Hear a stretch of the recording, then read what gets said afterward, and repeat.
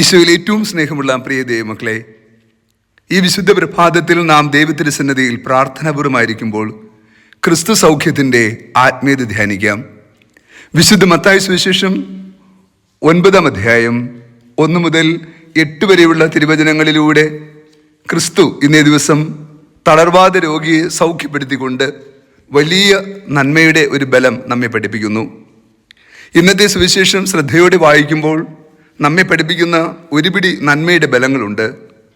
ഒന്നാമതായി, അവർ തളർവാദ രോഗിയെ യേശുവിൻ്റെ അടുക്കൽ കൊണ്ടുവന്നു. വീണ്ടും യേശു അവരുടെ വിശ്വാസം കണ്ട് ആ രോഗിയെ സുഖപ്പെടുത്തി.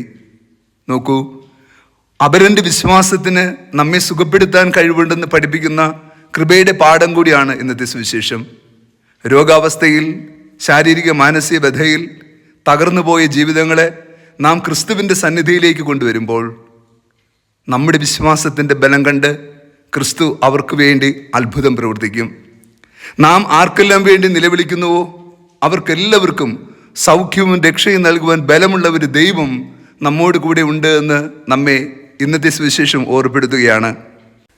ഈ സുവിശേഷം നൽകുന്ന മറ്റൊരു വലിയ ആത്മീയ ബലമുണ്ട്. അതായത്, മനുഷ്യനെ രോഗിയാക്കുന്നത് ശാരീരിക അസുഖങ്ങൾ മാത്രമല്ല, അവൻ്റെ ആത്മീയ ജീവിതത്തിലെ ബലഹീനതകളും രോഗിയാക്കും. ഒരു മനുഷ്യനെ പാപം രോഗിയാക്കി മാറ്റും എന്നും യേശു ഓർമ്മപ്പെടുത്തുന്നുണ്ട്. യേശു പാപമോചനം നൽകിയാണ് ഇവിടെ ഈ രോഗിയെ സുഖപ്പെടുത്തുന്നത്.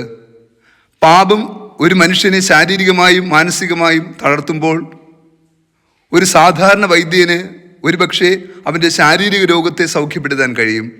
എന്നാൽ അവൻ്റെ ആത്മീയമായ തകർച്ചയെ, പാപം മൂലമുണ്ടായ രോഗത്തെ സുഖപ്പെടുത്തുവാൻ കർത്താവായ യേശു ക്രിസ്തുവിന് മാത്രമേ സാധിക്കൂ. യേശു സുവിശേഷത്തിൽ പറയുന്നത് ഇപ്രകാരമാണ്: നിന്റെ പാപങ്ങൾ ക്ഷമിക്കപ്പെട്ടിരിക്കുന്നു, എഴുന്നേറ്റ് പോകുക.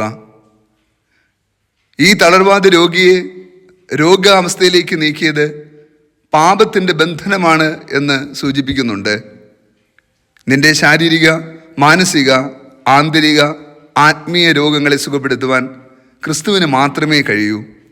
അതുകൊണ്ടാണ് ക്രിസ്തു സമ്പൂർണ്ണ സൗഖ്യദായകനാണ്.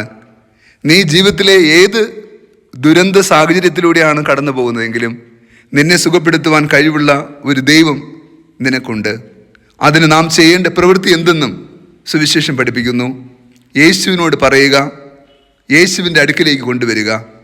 യേശു അവനെ തൊടട്ടെ, അവനോട് സംസാരിക്കട്ടെ, അവന് സൗഖ്യവും വീണ്ടെടുപ്പും നൽകട്ടെ. കർത്താവ് നിങ്ങളോട് കൂടെ. സർവശക്തനായ ദൈവം, പിതാവും പുത്രനും പരിശുദ്ധാത്മാവും നമ്മെ സമൃദ്ധമായി അനുഗ്രഹിച്ച് ആശീർവദിക്കുമാറാകട്ടെ. ആമേൻ.